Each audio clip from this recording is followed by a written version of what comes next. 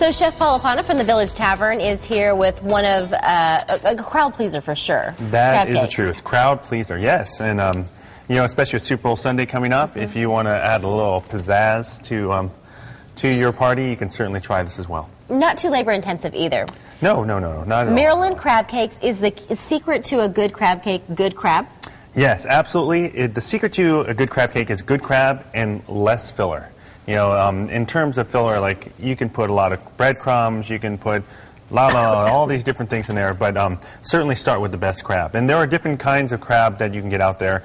You know, they have something called special, which is pretty much what you're going to get everywhere in stores. Then they have lump and premium lump crab cake, and they have colossal. The way it classifies is the higher it goes, the bigger the pieces are. Okay, and so we want the colossal? Yes, the colossal is extremely expensive, and if you want to go just one step more... Tell me extremely. Colossal crab cakes for a pound can will probably cost you about $19. For a pound? Yes. And how okay, big, like how many would that make? This, you know, it will probably make about, probably about 12. Okay. So it's not too bad, but you know, most of the stores, like if you go to AJH, you can probably get the premium lump, and that's what we use at the Village Tavern. And if you take a look at it, you can see that most of the pieces are actually quite big, and that's what you want. You don't want to smash it. It's a lot different than the pink stuff that I get out of the refrigerator section. Or what's that type of crab? Imitation, wherever that comes from. So. my refrigerator, if we're being honest. But let's talk about the tartar sauce that you can make to go with it. Tartar sauce is really easy, and you got to have tartar sauce with that, or a cocktail sauce. We like the tartar sauce, so it's really simple. And the recipe that you have out there actually is this is about a quarter of what that is. Okay. So, you know, that one is designated for parties, but if you want to help me, it's going to have some mayonnaise, some fresh pickles, dill pickles ground up. That's just fresh parsley, a little bit of onions to add some crunch to it, and Dijon mustard. Okay. Now, and those were not sweet dills, they were regular dill pickles? Regular dill pickles, yes. Bit into a sweet dill pickle yesterday. Not a big fan of those. Oh, okay. Well, then I won't ever bring those into this. Please don't. Studio. So now, you know, again, the tartar sauce, very simple to make. You can make that a few days ahead of time, and the consistency is wonderful. And you got to have, you know, you want to have it a little bit on the thick side so it'll hold on the crab cake. And so no, like garlic powder or nothing. Just, that's it. And believe me, when you taste it.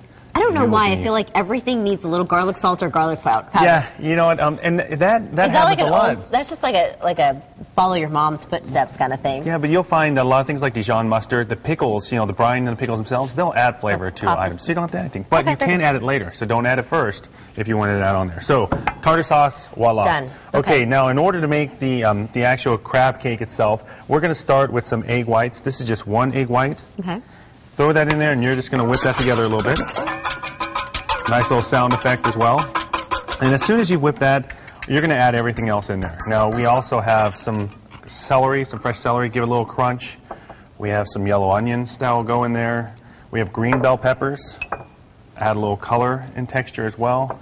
How about a little cracked black pepper, some kosher salt, some dry mustard. We have just plain cracker crumbs, or I'm sorry, saltine crushed crackers. That's it. That's the only filler that we're going to have.